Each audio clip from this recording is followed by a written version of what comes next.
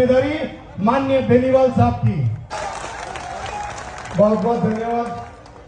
युवाओं के दिल की धड़कन है हर्ष चिकारा, जोरदार ताली बजा करके हम उस युवा का अभिनंदन और इस्तेमाल करते हैं।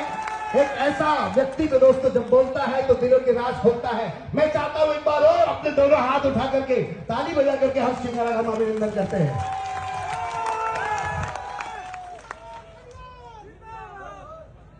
सम्मानित बुजुर्ग, नौजवान साथी, आवाज सुन रही मातर शक्तियां, आप सभी के चरणों में हरियाणा से आए आपके बेटे, आपके बच्चे हर्ष चिकारा की हाथ जोड़कर राम राम।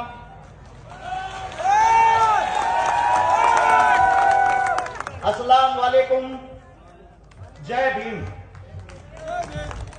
देखिए, मसूदा के बारे में अगर मैं बताऊं, मैंने जो हरियाणा के अंदर सुना था और यहां आकर देखा, उन दोनों चीजों के अंदर बहुत ज्यादा अंतर पाया।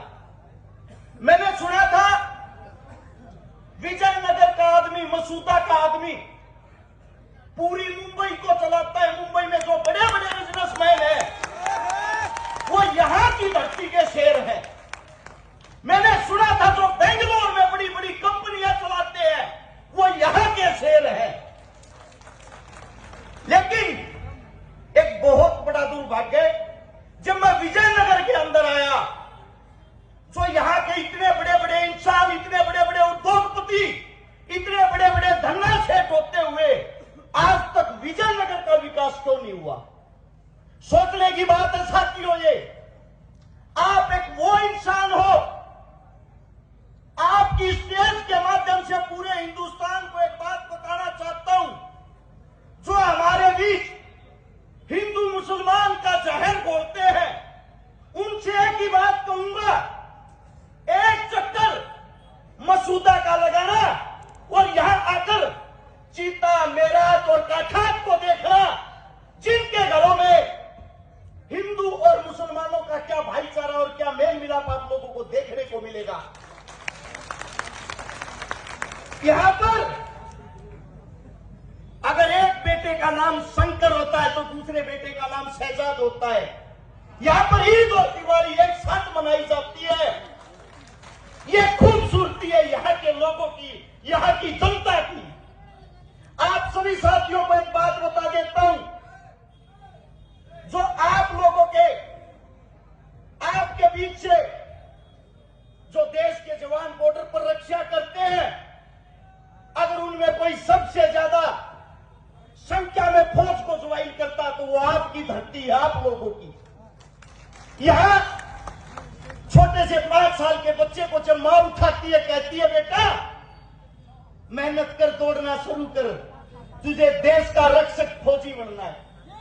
और जब वो 18 साल का वो बच्चा हो जाता है, फौज में नौकरी करने के लिए जाता है, ड्रेस पहनकर जब अपनी मां से आखिरी विदाई लेता है, उसकी मां छाती ठोककर अपने बेटे को कहती है, अगर हिंदुस्तान पर तनिक सी आंच आ जाए, सबसे पहले कुर्बानी बेटा तू देगा, क्योंकि तू एक मसूदा की धरती का लाल है। सलाम करता हूं इन मातर शक्तियों को, जो आप लोग अपनी कोख से ऐसे देश के लिए जान देने वाले योद्धा पैदा करती हो। लेकिन दुख, दर्द, तकलीफ एक जगह आती है। आप लोगों के बीच से पहले एक विधायक था, मैंने कई बार सुना है, बहुत ज्यादा जहर उगलता था हिंदू मुसलमान को तोड़ने के लिए। आप लोगों ने उस विधायक को घर बैठाने का काम किया। उसके बाद अगर यहां का विकास नहीं हो पाया, उसका एक ही कारण है। उसका कारण यह है, जो हाल में कांग्रेस पार्टी का विधायक है, वो अपने आप को बाहुबली दिखाता है। यहां पे एक निष्पक्ष, शरीफ इंसान आप लोगों के बीच में सचिन जैन जी है। अगर उनको किसी ने काम नहीं करने दिया, वो आपका कांग्रेस पार्टी का विधायक है। और आप सभी साथियों को बता देता हूं, अगर आप अपने बेटे को ताकत दोगे और ऐसे विधायक ने आगे काम करने से हाथ हटाया, उसके हाथ को काट के अपने पास ही रख लेंगे। ये ताकत हमारे अंदर है। आपके बीच 2 योद्धा, 2 शेर, वो ऐसे शेर यही समय था, नवंबर का महीना, ऊपर से ठंड गिर रही थी। हरियाणा के अंदर एक आंदोलन चला था, किसान आंदोलन। मैं उस आंदोलन का गवाह हूं। मेरे पैर पे आज भी चोटों के निशान है। अगर आप ये सोचते हो बीजेपी आई आप लोगों का भला होगा, तो आप लोगों का बहन दूर करता हूं। उस आंदोलन में उन किसान बेटों पर, उन किसान पुत्रों पर, उन किसान बुजुर्गों पर ये आपकी बीजेपी सरकार सरेआम ठंड के महीने में आंसू गैस के गोले छोड़ रही थी, पानी कैनन वाटर का इस्तेमाल कर रही थी, गोलियां बरसा रही थी।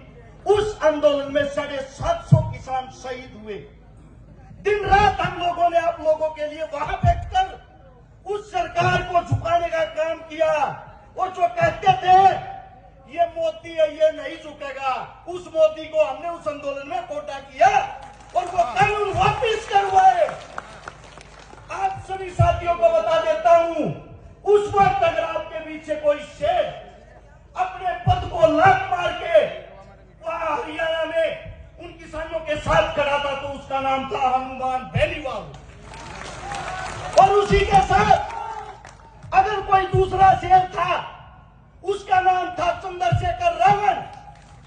वहां मौके पर अगर उनके साथ कोई खड़ा था, ये दो ताकतें खड़ी थी। ये किसान के, मजदूर के दर्द को जानते हैं, ये दलित के, आदिवासी के, मूल निवासी के दर्द को जानते हैं। और आप लोगों का भला जब तक नहीं होगा, आपके बीच से आपका बेटा कुर्सी पे नहीं बैठेगा। मैं आप सभी साथियों को बता देता हूं, जो ये सोचता कांग्रेस आप लोगों का भला करेगी, अब 5 साल से आपके बीच कांग्रेस ही थी, भला किया क्यों नहीं? आप सबसे पूछना चाहता हूं, उनको भला करना था जो वे बड़ी बड़ी इस वक्त चुनाव के टाइम पे अपना मेन्यू दिखाते हैं, अगर हमारी सरकार आई ये करेंगे वो करेंगे। अरे सरकार तो आप लोगों की ही थी, करना था तो अभी कर लेते। और जिसको ये लगता है हनुमान और चंद्रशेखर की 10-12 सीट आएंगी, वो एकदम गलत है। हाल फिलहाल हमारी 40 सीट राजस्थान के अंदर आती है, हर सीट पे घूमता हूं मैं। एक बात और बता देता हूं, हम किसी के साथ सरकार नहीं बनाएंगे, सब हमारे साथ सरकार बनाने आएंगे। यह आप लोगों के बीच से वादा है। अब की बार अगर राजा की कुर्सी पे कोई बैठेगा, राजा की कुर्सी पे कोई बैठेगा, वो आपके बीच से आपका बेटा होगा। और जो कहते हैं हमारी सरकार बनेगी, हमारी सरकार बनेगी, उनको बता देता हूं, ये हमारी नहीं, ये अपनी सरकार बनेगी, आप लोगों की सरकार बनेगी। और जिनको लगता है हम कुर्सी लाने के लिए आए हैं, हम कुर्सी लाने के लिए नहीं, अब की बार कुर्सी को हथियाने के लिए आए हैं। एक हाथ जोड़कर आप लोगों से सिर्फ इतनी ही गुजारिश करूंगा, आप सबसे एक विनती है, आपके पास लोग आएंगे बलाने के लिए, बुलाने के लिए, भगाने के लिए, जोड़ने के लिए, तोड़ने के लिए, जाति की कसम खिलाने के लिए, धर्म की कसम खिलाने के लिए। जब आपका बेटा बॉर्डर पे जाता है, क्या वो शहीद अपनी जाति या अपने धर्म के लिए होता है? नहीं, वो हिंदुस्तान के लिए अपनी शहादत देता है। ये जो बेटा खड़ा हुआ है, इसकी जाति, धर्म, इसका मजहब, इस चीज में इसको मत दासना दोस्तों।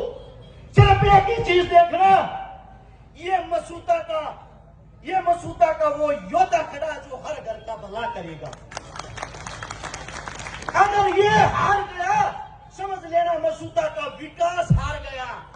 कांग्रेस यहां बन ली, बीजेपी यहां बन ली, बार बार बनते आ रहे हैं, तब उनसे विकास नहीं हुआ, तो एक मौका हमारे अपनों का भी होना चाहिए।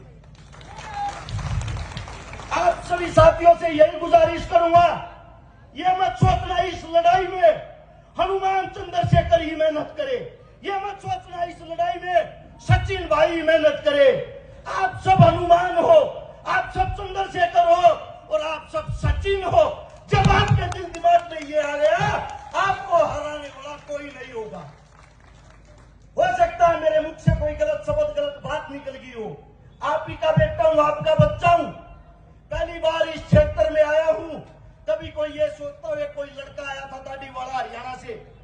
कुछ भी बोल के चला गया। थोड़ा सा आप लोगों को बता देता हूं, गरीब मजदूर परिवार का बेटा हूं।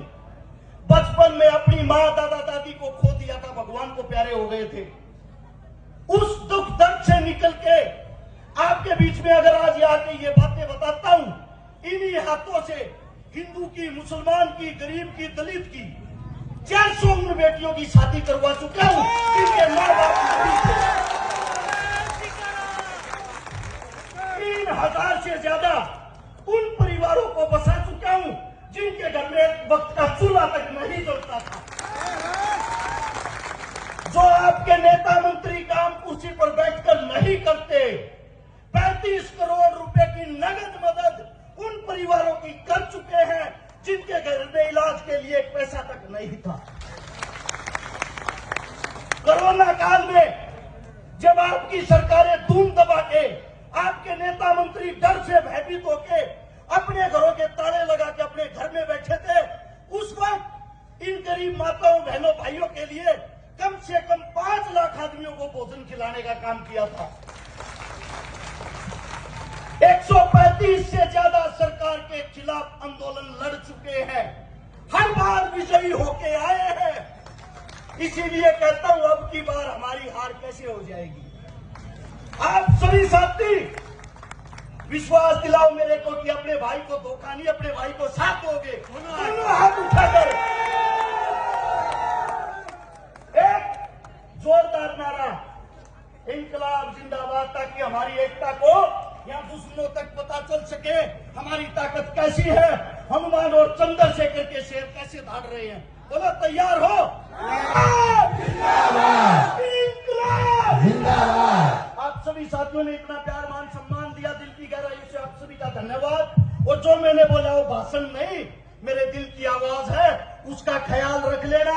आने वाली 25 नवंबर को मछली की आंख की तरफ बोतल की आंख दिखाई देनी चाहिए। धन्यवाद आप सभी का।